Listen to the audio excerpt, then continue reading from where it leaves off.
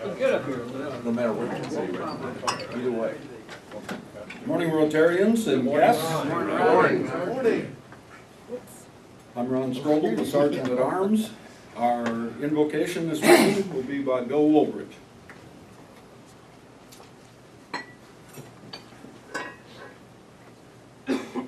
Thank you, Ron, and good morning, fellow Rotarians. Good morning. Let us pray. Dear Heavenly Father, we thank you for and ask your blessing on this food and for the fellowship of Rotary. We pray that this food may strengthen us physically and that this fellowship may enrich us spiritually, that we may do your will and serve in your name. Amen. Amen. Thank you, Bill. And to lead us in the pledge this morning, I would ask all the scouts to come forward, please, and lead that.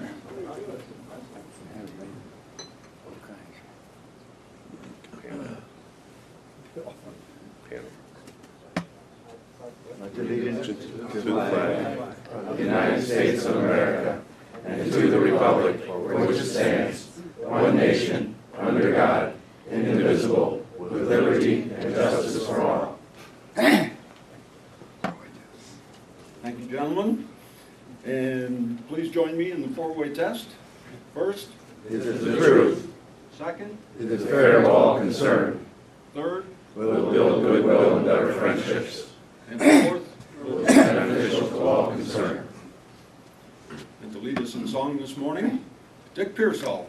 In weather like this, it's the railroads that get through. That's right. And I think we ought to dedicate our song to George Snyder and Craig Tillman. Oh, okay. We're going to sing, I've been working on the railroad, and I want to really hear it. Yeah. Okay? I've been working on the railroad all the livelong day. I've been working on the railroad just to pass the time away.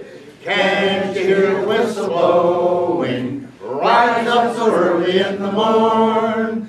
Can't you hear the captain shouting, Dinah, blow your horn? Now you can, Dinah, won't you blow? Dinah, won't you blow? Dinah, won't you blow your horn? Dinah, won't you blow? Dinah, won't you blow? Dinah, won't you blow your horn? Now there's someone in the kitchen with Dinah. Here, Scout. Someone in the kitchen I know. Someone in the kitchen with Dinah. Strumming on the old banjo. Wow! That was fun. That was fun. Thank you, Dick. You enjoyed that one? Yeah. You gotta learn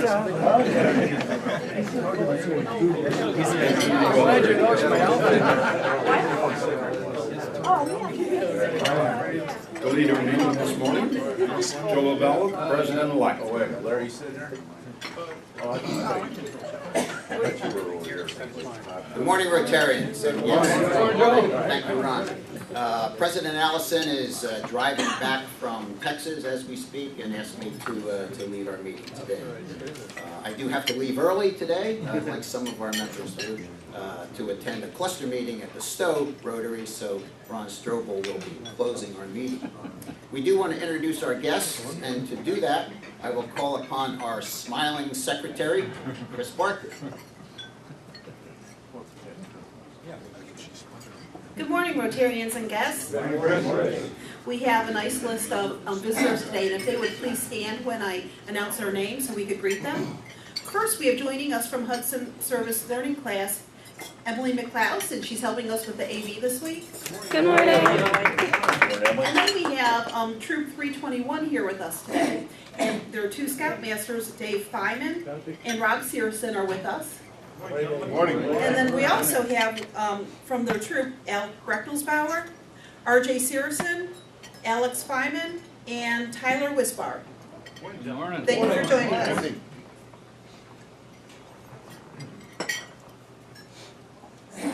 Okay, thanks, Chris. I'd like to call on Jimmy Sutphin for recognition and celebration.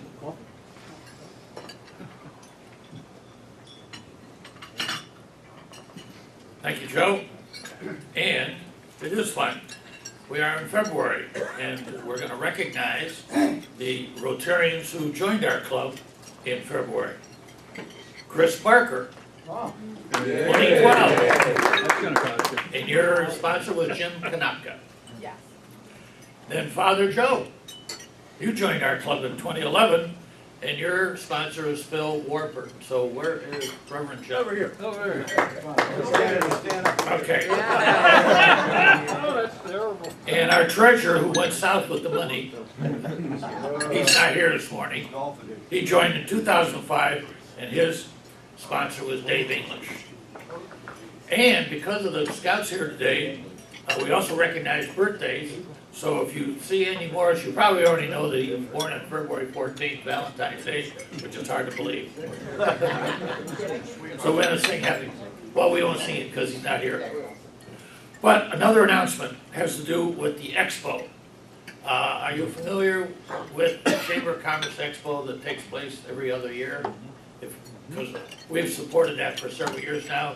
The date is February 28th. So take a look at it's a Saturday from 10 o'clock to 3 o'clock. Next week, I'll be trying to get people to sign up for some different segments. So think about that, February 28th, the expo. Where, Jimmy? Eastwood School. Thank you. Okay, thank you, Jim. Liz wanted me to remind you, if you were not here last week and did not get your refrigerator magnet about the ladies' Royal Rotary Tea, see Liz afterwards to get your invitation for you. I put mine in the refrigerator. You got yours on the refrigerator already? Okay, so today being the first Wednesday in February, it is Fine Day. Oh no, but before Fine Day. We've had, over the past couple of weeks, we've had 2 new Rotarians. And I'd like to call upon John Hairston at this time to give his 5-minute Rotarian. John didn't have an opportunity to speak when he was inducted, so he's going to get that opportunity today. John?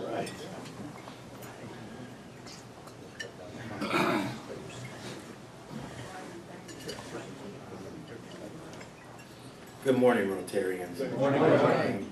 I would just like to say this is an honor to be able to share, my biography with you, my background, where I grew up, and what I've been doing for the last 30 years of my life. We started out, my parents, we lived in Cleveland. We lived on East 89 off of Wade Park. And at that time, my dad worked at United States Steel. And my dad was a very discipline-oriented person, and my mom, very disciplined. Education was always in the forefront for them, for all of their kids. And I remember coming home from kindergarten, and my dad came home from work and said, "Everyone get in the living room." And when my dad spoke, it was like E.F. Hutton. You stopped in your tracks, and you did exactly what he told you. And we all went into the living room, and when he came into the living room, he had tears in his eyes. And he looked at us and he said, "I can't raise my kids in the city." And 2 days later, we packed everything up and we moved to the country. We moved to Ravenna, and that's where I got. And when we moved to Ravenna, we moved into a farmhouse on State Route 14, and both of my grandmothers moved with us and lived with us. And then my dad called another meeting. He said, "Each and every one of you, my kids, will go to Catholic school. And the reason why I put you in Catholic school is that you're going to learn how to communicate, you're going to learn how to articulate, you're going to learn how to formulate and put your ideas in written form on paper. And you will also learn to get along with everyone across the board." And so that was the foundation of my young life. We actually, from the farmhouse, my dad bought 5 acres of land on 3887 in Lovers Lane in Ravenna, Ohio. We built our own house. We actually poured the foundation with the help of the Testa brothers. I don't know if you're familiar with them, but we actually lived in the basement as we built the top of the house, and it was a 7-bedroom house. My mom and dad have both passed away. My oldest brother and his family now lives in that house on that property, so we still have that property in that house. and that will be handed down to our siblings once we pass away. So one of the things that we were blessed with, had a sister by the name of Pauline. My oldest brother was named Frank after my dad, and my youngest brother was Mark. We were all very good athletes, and I actually started playing football when I was 9 years old, and my brothers played football also. But one of the things that my dad did also when we came to Ravenna, he actually bought 2 restaurants and owned a bar while he continued to work at United States Steel. And one of the things that my dad did with us also was every morning he would get us up at 6 o'clock. And there was a scale at the end of the hallway, and with a chart on it. And he would walk you down the hallway and he would put you on the scale. And you would know what your weight was, and then he would ask you to put it on the chart. And what he would tell us is that me and your mom need for you to learn how to carry your weight today. And so by carrying your weight, this is what you need to do. You need to go to school, you need to do the best, and you need to try to be the best. You need to do your chores when you come home, and you need to study. And then after you do those things, if you would like, you could play sports. And then at the end of the day, when you came home, he would walk you back down the hall, and you would chart your weight on there at the end of the day. And then he would hug you and tell you, thank you, because you carried your weight today. And so that was very impactful for me as a young man. I went to Catholic school up until 9th grade, and then 9th grade I went to public school. And again, at that time, I was a very good athlete. And I started as a sophomore in the backfield at Ravenna High School, and then through my senior year, we were rated 8th in the state in football. My senior year, I rushed for over 1,600 yards, and I had 14 touchdowns. My vertical was 35. I could dunk a volleyball. I couldn't quite palm a basketball, but I could dunk. I used to win a lot of money doing that too. People would look at me and say, there's no way you could get up that high, and I would just say, put your $20 down, and I'd put my $20 down on top of it, and then I'd dunk it and take their money. So it was a good way because I had lunch money every day. After I graduated from Ravenna High School, I received a full ride, and I went to school at Teal College in Greenville, Pennsylvania. Again, I was recruited because academically I had a 3.5. I scored a 26 on my ACT. I ended up being starting quarterback at Teal College. We ran the wishbone, and I was quarterback for 4 years straight and had a great career at Teal College. The day that I graduated, my high school football coach from Ravenna, his name was Butch Perchan, and he was from Aurora. And he took a job at a school called Tri-State University in Angola, Indiana. And the day I graduated, he called me and asked me to drive out to Angola, Indiana to Tri-State. Lo and behold, the day that I got there, I was hired by Tri-State University. Butch Perchan and his wife, they own the property that Barrington Estate is on today in Aurora. And so there was an alumni by the name of Dr. Bill Getty at Tri-State University who graduated with a chemical engineering degree. If you don't know, Tri-State University was an engineering school. And a lot of the, after the war, a lot of the soldiers came to Angola. They actually lived in huts, and while they acquired their engineering degrees. And they were one of the most prolific small universities in engineering. But Dr. Bill Getty wanted to start a football program at Tri-State University. And he called myself in and Butch Perchan, the athletic director, and he wrote a check out of his pocket for $10 million to start a football program. Butch Perchan and myself were instrumental, and we helped design the locker room and the football field that is there, that is in place today. And we started the first football program in the history of the school. So, and then after that, I was at Tri-State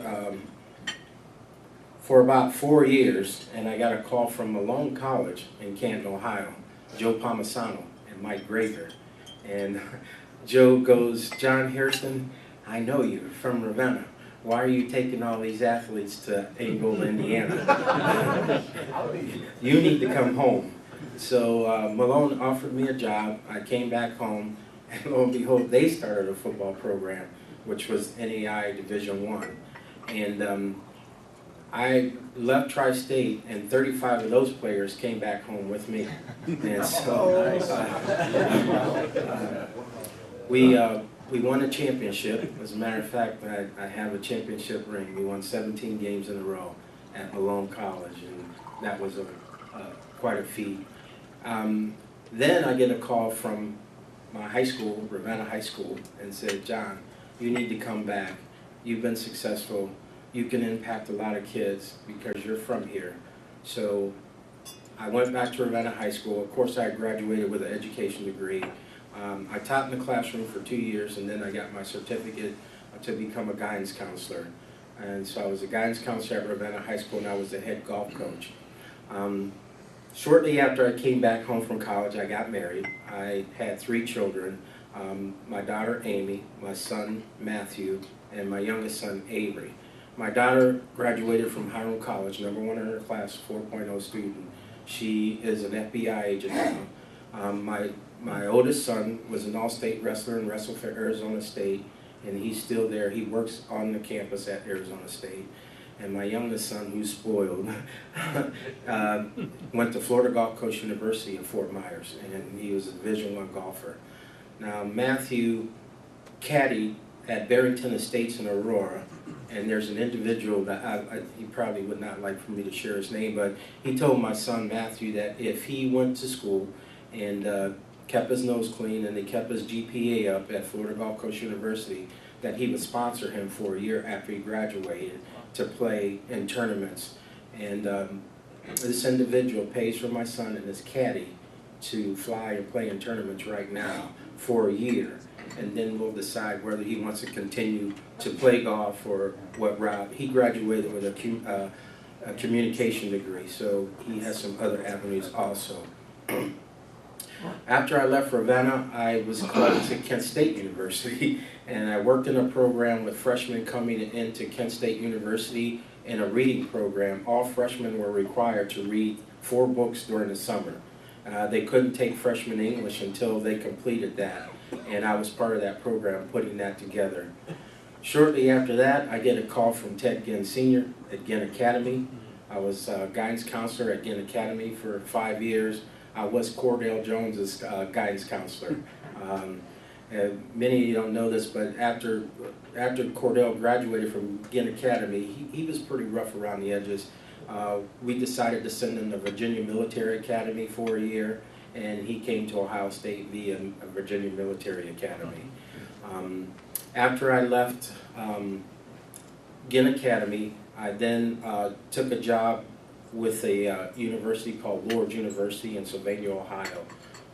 I had been, along with a Hudson guidance counselor by the name of John Freilich, we had been selected to be on the Ohio Missions Councils Association for the state of Ohio. John Freilich and I wrote articles on post-secondary for the state of Ohio, the advantages and the disadvantages of being a post-secondary student. And then I'm still a consultant for Lourdes University, Defiance College, for Till College, and I do some work for Tri-State University still. And then after I still do that at Lourdes, but now also, after being in the education field like I've been, 15 years ago, I started to see a decline with the technology that came in, especially in the inner city with students, and the dropout rate starting to increase. And once you guys get to know me, I just have a heart, and I care about anyone whose heart is in the right place, who's willing to try to do the right things. And so I laid in bed and I prayed to God, and I asked God, you know, what tool could I use to try to bring some of these students back into the fold in education? And I kept saying tool, and he shook me and he said, think about what you're asking me about a tool. And so I thought of my younger days, because we grew up next to a farm, in agriculture. And I'm the founder of a school that's called the Next Frontier Academy, the only school in the United States of America with an agriculture curriculum. And that's 7th, 8th, and 9th grade. And we just expanded to 10th, 11th, and 12th grade just this year. So that completes my story. And if anyone wants, there's still a lot that's more to tell you, but I only get 5 minutes. Yes, sir. Have you contacted the Browns to be their quarterback coach? No, I don't think you can run the wishbone. Quarterback, yeah. They could use a quarterback, yeah. I don't think you can run the wishbone today with these guys who run the 40 or 4 or 5. So.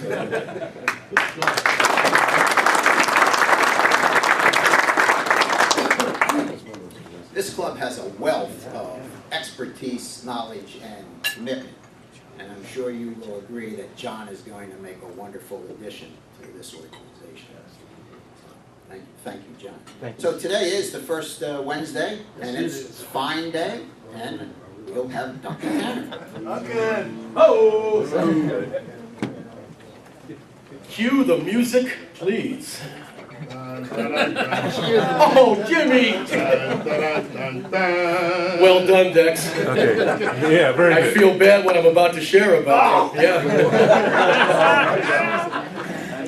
Ladies and gentlemen, it is the first meeting of the month, and therefore it is Feinmeister Day.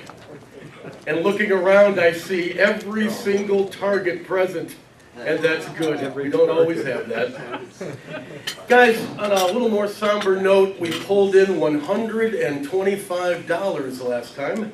All right. And that was in recognition of Chris Barker's daughter. And wonderful to step up, guys. Really appreciate it. Today's beneficiary, Backpack Buddies. There you go. All right. First category, I can't believe I did that. Bad boy table. Naughty, naughty bad boy table. For talking during Sergeant at Arms Ron Strobel's opening remarks on January 21st, that's $2 each. Nowhere to hide. Who's collecting today? Chris? Can we get somebody to help Chris? I'll help. Okay, thank you, Tom. Tom, you'll want to keep your hand close to your wallet. I've got you on page 2. Thank you. Dexter James. For leaving your phone at the front table at the January 21st meeting and missing a call. Now, leaving your phone at the table was one thing, but the call you missed was from the Hudson Democratic Party, letting you know the meeting was canceled because they couldn't find any Hudson Democrats. Hey, you and me, brother. I'll buy you coffee. Thank you. All right, and the Feinmeister himself is not above reproach. 2 weeks ago, I tried to pull off the fashion jeans thing. The bottom line was I wore jeans, $2 penalty. Tom, I saw you swooping down there. Let me see if we can square my debt to humanity away. Oh, that's good. There we go. Okay. Moving right along, and speaking of lowering decorum, Joe Avella. Joe? Joe? Oh, there you are. Okay. Joe, you referred to the author of your January 14th invocation prayer as an attractive female. Little inappropriate, buddy. I'm going to nail you $1 for the comment. It's a little late, but we got You're it. a finely tuned machine. And Joe, I'm going to hit you a second $1 for not bringing in her picture. Thanks a lot. Oh! Andy Banks. I didn't see Andy. Well, that's appropriate. Andy Banks, great job leading the Pledge of Allegiance and 4-way test on January 14th. What was not so great was having to introduce yourself as a member since 1988. That's $2, Andy, wherever you are. Who's Andy Banks? Andy Morris. Oh, Andy Morris, I'm sorry. Yeah. You're killing me, brother. Yeah, Andy Banks is good friend, Andy. Apparently not, yeah. All right, now go play in traffic. Tom Tobin, how appropriate. You, sir, are the hands-down winner of the soon-to-be-created category, throwing a fellow member under the bus. Nice. This award for following a comment directed towards Rich Warfield after his January 7th tax presentation, where you said, and I quote, "The thought of Rich teaching a PhD course in accounting makes me quake with fear." Now, we all felt the same way, but Tom was the only one who spoke up. $2. And what presentation would be complete without a monthly tip of the Feinmeister hat to our own Rich Warfield, who on January 14th expressed concern that he might not be able to follow or do justice to the presentation of the gifted speaker that preceded him. The problem, of course, was that gifted speaker was Rich Warfield. $2. You got it. And finally, and I share this with a bit of a cloud over the club. Your Feinmeister has the unfortunate duty of sharing a letter that was received just a few days ago from the president of the Northeast Ohio Male Anti-Defamation League. Oh. Sir, it has come to our attention that the female members of the Rotary Club of Hudson are organizing a tea to be held in April of this year. It is also our understanding that this function is for ladies only. I can't begin to tell you how disconcerting this news was to our organization, as we have for years struggled to promote and defend the rights of men, for centuries denigrated, subjugated, maligned, and abused. We would therefore respectfully request that this event be immediately and unequivocally open to the male members of the club, and that in addition to the ubiquitous tea, scones, and those little sandwiches without crusts, that you promise to serve beer, rocks, and Doritos with Velveeta cheese dip.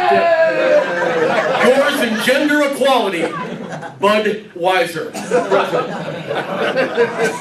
Ladies, we know the rules. Liz, $2 to each of the ladies. We can talk later. $2. And shame on you. Hey, Duncan, I give it 3 so I don't have to go. And now, per usual, take a look around. If you're not wearing a pin, if you're not wearing a badge, if you did not purchase a Rotabuck ticket this morning, that's $1. Take a minute. Come on. Come on. You wouldn't have one. Feel free to throw each other under the bus here. Pins, badges, and Rotabucks. $1. The Boy Scout troop is exempt from this fining today. Carry on. And finally, publicity hounds. Catherine Sines. A January 28th Hub article praised Hudson City Schools for a nearly clean audit, reporting that only a few minor tweaks were in order. Another job well done. We'll keep it to $1. Catherine here? Not here. Oh, but okay. I'll pay her. Reverend Joe, where are you, Joe? I know I saw you. I'm over here. Oh, goodness. Top of the morning to you, Joe. Your son, Ben Boisel, was featured as one of the Yours Truly Athletes of the Week in a recent Hub article. Congratulations. Your Feinmeister extends to you kudos for experiencing that special pride a father has for his son. And I extend to you my hand for $2. We're back. Rich Warfield. Son Chris is pictured in the January 11th Hub fighting for the puck against Kenston. Great action shot, Rich. Great picture. Great kid. A closer examination of the picture, however, reveals that you are actually in the background being restrained by several parents attempting to climb the boards and screaming, "I can still play."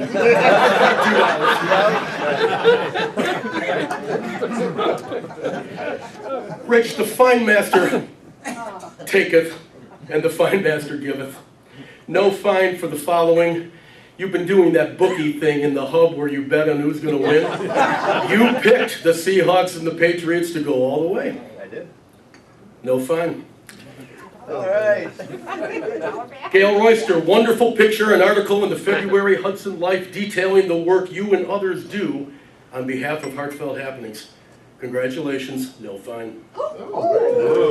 Phil Herman, another positive article about Hudson City Schools, this one also appearing in the February Hudson Life.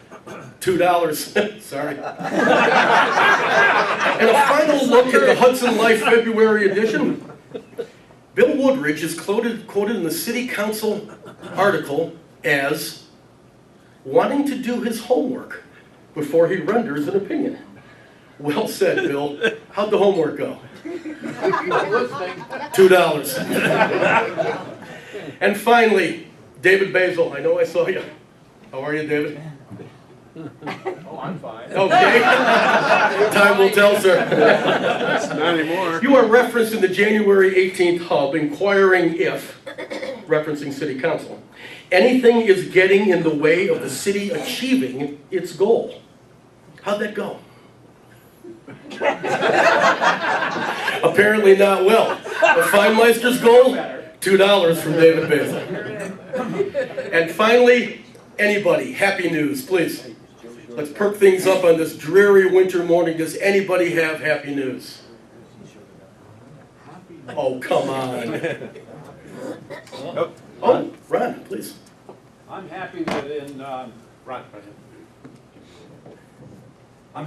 in about 10 days, actually February 14th, I'm leaving for Palm Desert for a month, taking my wife on Valentine's Day to Palm Desert. Now, what are the rest of you guys going to do? Setting the bar kind of high. Happy news, anybody else? Folks, that wraps up today's Feinmeister presentation. However, be advised that we will change the rules in March. In March, I would caution you to bring cash and to remember the history presentations. Thank you very much.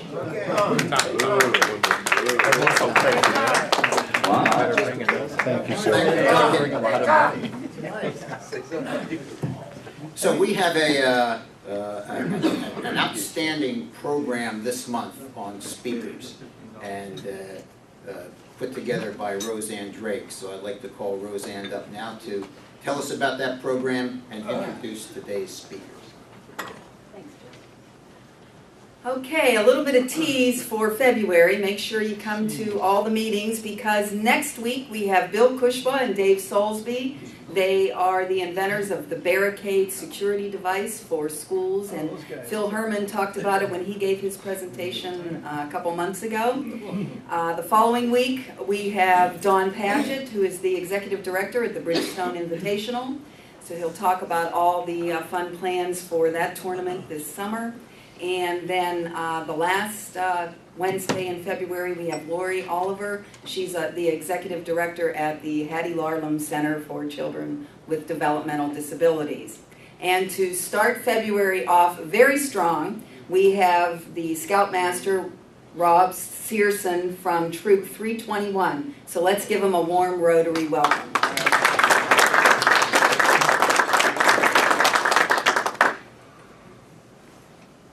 Good morning. So my name is Dave Feynman. My name is not Rob Searson. Rob is going to come up in a second. But I wanted to start off introducing some things about our troop to you guys. I don't know if you remember me from last year, but I was here and spoke to you a little bit about our troop and what we do. But I'm in a position called committee chairperson for our troop. I'm the person who basically manages the adults in our troop, and Rob manages the boys in our troop, so my job is much, much easier.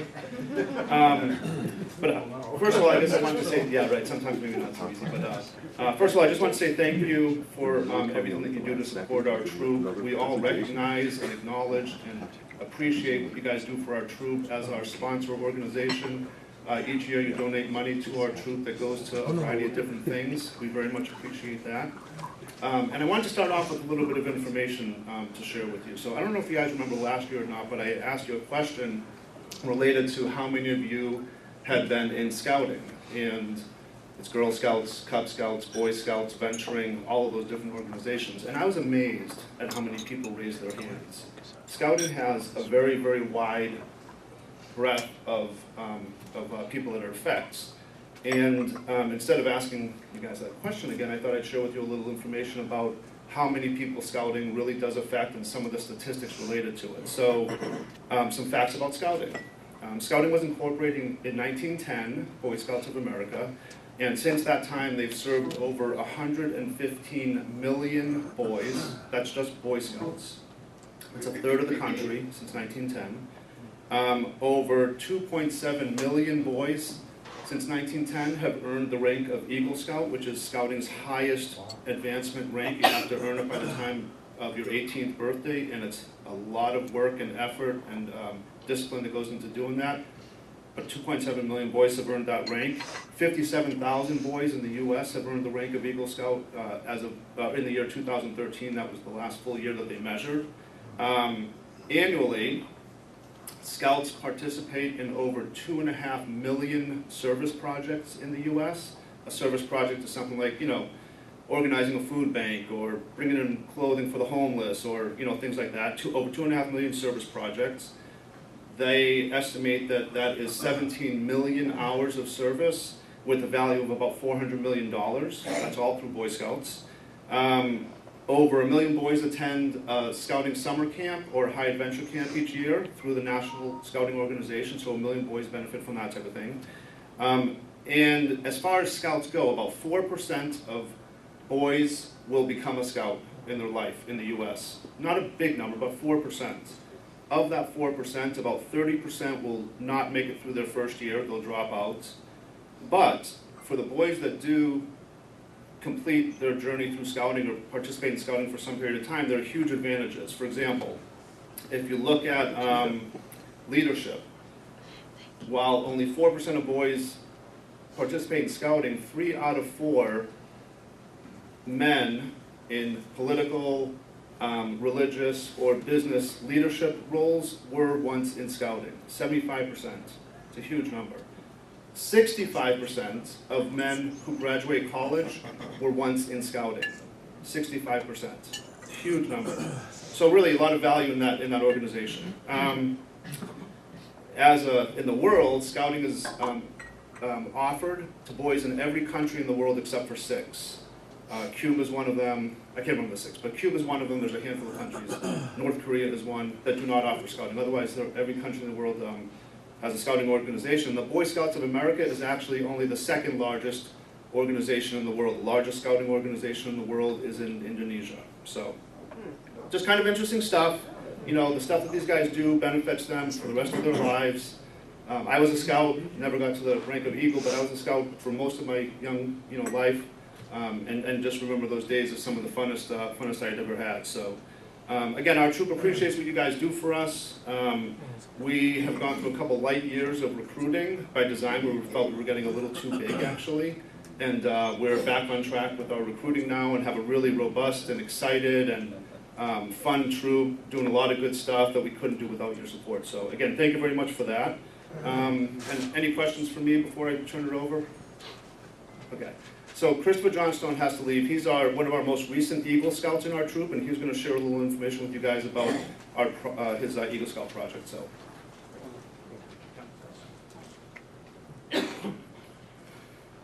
Thank you. As I said, I'm Christopher Johnstone, and I received my Eagle rank late in 2014. So I'll make it brief. Plausibilities is a local animal shelter in Twinsburg. And the issue is they have a cat area. They have almost 100 cats at any time. And one of the issues there is the cats are in basically small cages just because that's the best that they can do. And at one of these places, they have these normal cat free roam areas on the right. The issue with those is, one, there's not much place for the cats to go. It's just basically pure concrete or whatever. And also, those are only about 5 foot tall on the right, so if when potential adopters come in, they play with the cats, but it could be uncomfortable for them. So for my project, I extended their cat-free roam area. As you see on the left, I added almost another 5 feet in height to it, added basically a tree that the cats can climb up, and this is immediately after post-construction.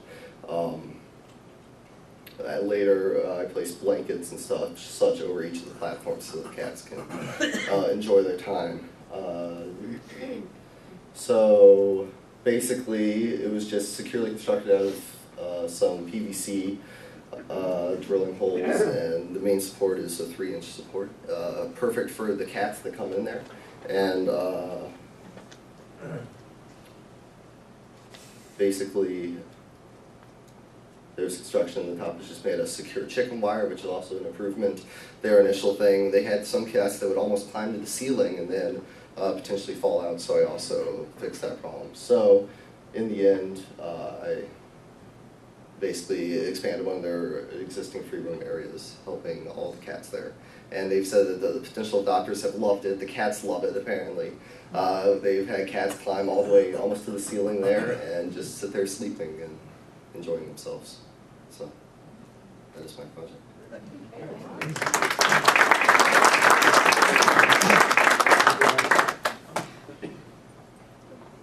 So now, Mr. Searson, our Scoutmaster.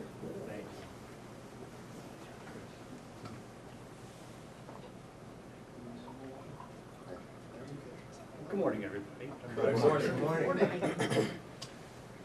So I thought I'd kind of follow up here. Get on the mic. Sorry. TV.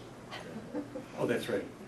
So I just wanted to share some slides on what the boys have been up to during the past year. We've had a great year. Thank you again on behalf of all of us for the support you guys have given us. So we already talked about who's here today.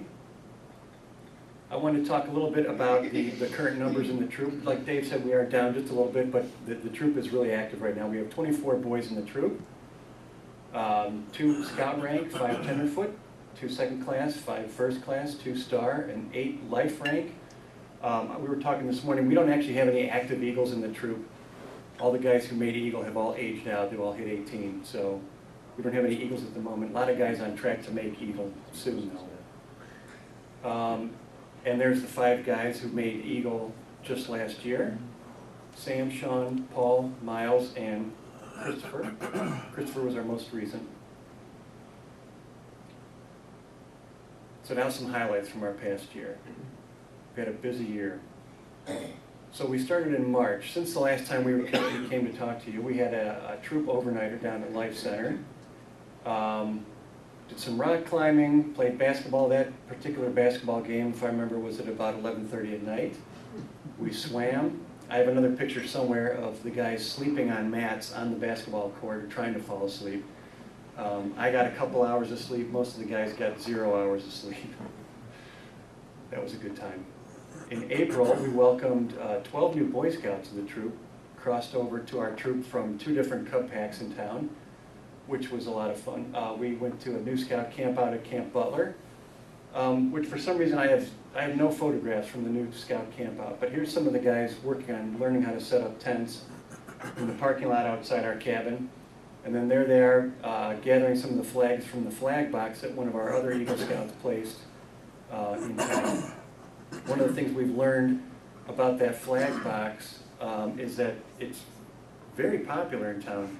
Every time we've gone over to empty that thing, it is absolutely packed to the top with old flags, which is kind of nice. What that does for us is, at a couple of our campouts now, we've been able to have flag retirement ceremonies, which is very nice. We read a little something about the flag, and then we start a big bonfire, and every boy silently puts one of the old flags on the fire, and we stand silently until all the flags are burned all the way to ash, and then we clean up the fire afterwards. So, in May, a lot of folks know about our annual Mother's Day flower sale. It's an annual tradition that's been going on for decades, I believe. There's a couple of guys flagging down cars. There's Elaine Malarick. She has been running the flower sale for years now. She's going to hand over the reins this year. That's our major fundraiser for the year. We bring in a lot of funds for the boys for that. Also in May was a busy month. We went to Kendall Cliffs for an evening, and the guys had a really good time climbing the rock walls over there. That was a lot of fun. Apparently they had just replaced the flooring in there. That flooring you see is a nice, very soft rubber surface, and there had been gravel or something. I'm not even sure what was there before, but we were one of the first to use that. And then also in May, our council, the Great Trail Council, which serves the Akron area, had what they call a camper-all to celebrate actually the 100th anniversary of the council down at Kent State. So we spent the weekend down there, camped on the football practice field, did a bunch of stuff indoors at the indoor practice facility. There's the guys eating lunch out in the parking lot. There was just a crazy torrential downpour that day. So we were under our 10 by 10 canopy, and we had lunch outside in the storm. We had to hold the canopy down, but we survived. In June, our annual trip to summer camp, we had 16 guys go and a couple of us adults. There we are marching off to one of the meals. One of the annual traditions started a few years ago by one of the other adult leaders was to bring a bottle of hot sauce to every single meal. So that's what Nate's doing up in the corner there. The food out there is not bad, but we found that hot sauce improves it greatly. So I think last summer we went through a bottle and a half of Cholula. So there they are around the campfire one day, hanging out, and then the last slide over on the right, we had a gigantic pine tree on our campsite, and the last night of camp, all the first-year guys sleep outside on their cots underneath the tree. So that's a picture of them the next morning. In July, a bunch of our guys went on a chase sailing high adventure trip down on the Chesapeake Bay. I know my number 7 boys and 2 adult leaders, and there's everybody getting ready to ship off from our cabin here in town. Chase stands for something. It's an acronym for, and I can't remember. Dave, you were there. Chesapeake High Adventure Sailing Expedition. So there's our guys on the boat, hanging out. Dave went on the trip. Dave had shared with me a video of a water balloon fight between our boat and another boat. I couldn't figure out how to embed the video into the presentation, I'm sorry, but it looked like a lot of fun. It was a good time. So they spent a week out there. There's some of the guys. There's actually a still photo from the water balloon fight. And there's Jack on the far right in his red t-shirt. It says Troop 321 real big, so he was doing us proud down there. One of the things that was kind of cool that those of us who stayed home got to do was they had a GPS system on the boat. So while you guys were traveling around the Chesapeake Bay, we could follow on the internet back here basically in real time, and we could track the route through the bay. So we got to kind of watch where they were going, and that was actually really cool. Cool application of modern technology. In August, we don't typically do a whole lot during some of the summer months, but in August I thought I'd throw this in there because we were proud of this. Cabin cleanup. There was a lot of junk outside our cabin right downtown, and it dawned on us that we finally needed to actually clean up a little bit around there. So we spent a day cleaning up a lot of trash, a lot of brush. We actually took down a dead tree, so I think it looks much improved now. In September, a bunch of the guys went on a trip up to Old Fort Niagara. So there they are in front of the falls. I didn't go on this trip either. A lot of these guys went. So they slept in a bunk room on just a big plank, basically, in one of the rooms, like the soldiers used to do. And then they are getting their breakfast slop the next morning, basically. It was supposed to be. It was a great trip, and I think they enjoyed the food as well. But I couldn't go in there. Also in September, we had what we call a fun night. We went to Zip City in Streetsboro. Here's some of the guys playing dodgeball or something in one of the courts. The photo on the right, it's kind of hard to tell because it's hard to take a good photograph of someone moving that fast down a zip line. But there's one of our guys coming down from from the end on the zip line there. That's a fun facility. In October, we took a trip. We went backpacking and camping down in Hocking Hills for the weekend. So there's some of the guys in one of the caves. Group photo over there along the trail, and then on the bottom there was a fire watchtower along the trail. I forget how many stories high that thing was, but surprisingly I think all the guys decided they want to go to the top of that, and that was, I stayed on the ground and took photographs. In November, more zip lining. This is another one where we couldn't come up with any good photographs, so these are kind of generic photographs off their website. Went to a place called Tree Frog down in Glenmont, kind of near Hocking Hills area again. So lots of zip lining over the trees, and there was a rope bridge that some of the guys went across. Those are not guys from our troop, those are guys from the website, but they had a good time. In December, our troop started up what we believe was a tradition for many years, but hadn't been done for a while. We got ourselves a cabin over at Camp Manitowoc and had what we call the Winter Feast, where basically the adults in the troop cook a big dinner feast for all the boys on Saturday night. So there we are in our cabin. The guys decorated their bunks for Christmas, some hiking in the woods. Let's see. We cooked 2 turkeys, deep fried 2 turkeys. There's some beans cooking on the fire in the Dutch oven. And then for the Saturday night dinner, we invite all the families, all the parents to come out and have dinner with us. So we had a ton of people in the cabin. We almost had a hard time fitting everybody in there, but it's a lot of fun. It's a very social event for everybody. And then in January, we went to our district Klondike event right here at Camp Butler and Camp Manitowoc again down in Peninsula. I couldn't convince anybody to do any tent camping in the snow this year, but I'm determined to do it one of these times. So again, we were in one of the lodges out there at Manitowoc. There's our campfire. There's some of the guys participating in the annual sled race out there. We've got a nice wooden sled that we race. And then this month, we're going to be participating in what they call scouting ski days over at Brandywine. So we'll be doing a few hours of scouting, of skiing, and snow tubing at Brandywine, followed by an overnighter where we spend the night in our own cabin, eating junk and playing games and stuff.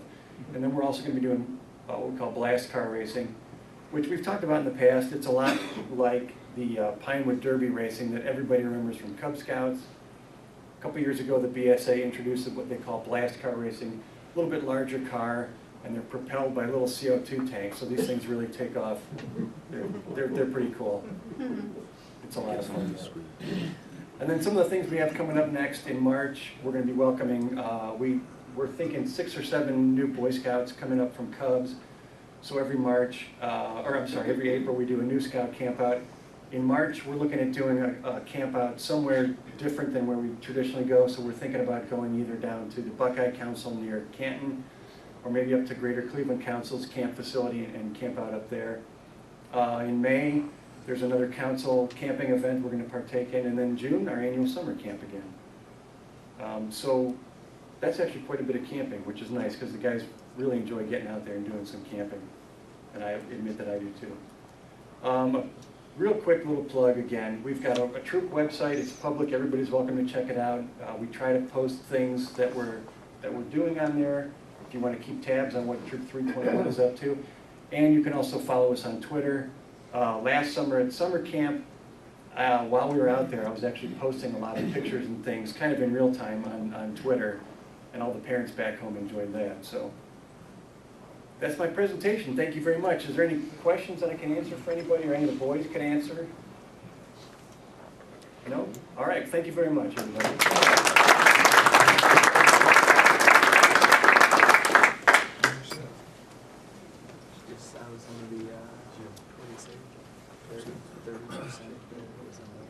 Thank you for a great presentation. Now I'd like to invite the Scouts and the Scoutmaster up. As you all know, Troop 321 has been sponsored by this club for many, many years, 70-some years, I think. And they've been very active in our annual used to be auction and reverse raffle. Most recently, our annual gala, and our 31st annual gala is coming up on May 8th, so keep that in mind. And very soon we'll be getting the letters out and participating in that. But from the help that the Boy Scouts have been providing for us, and most recently the fantastic checkout service they provide, the computer data input and all of that, this last year we, with the money that we raised, we made a donation of $2,000 to Troop 321 for their use. And I'd like them to come forward today for presentation of the big check acknowledging their help in that area.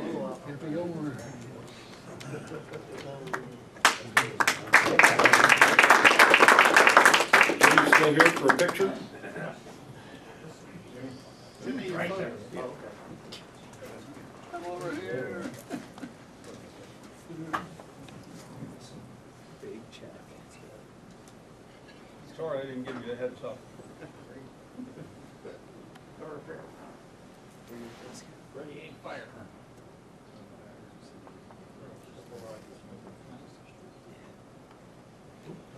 $2.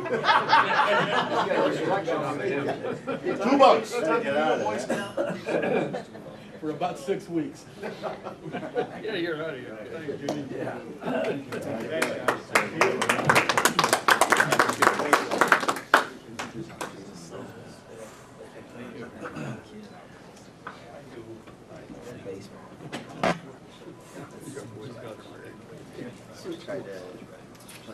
I'd like to thank the Boy Scouts for their speech this morning, and it's interesting to see what all they get to do.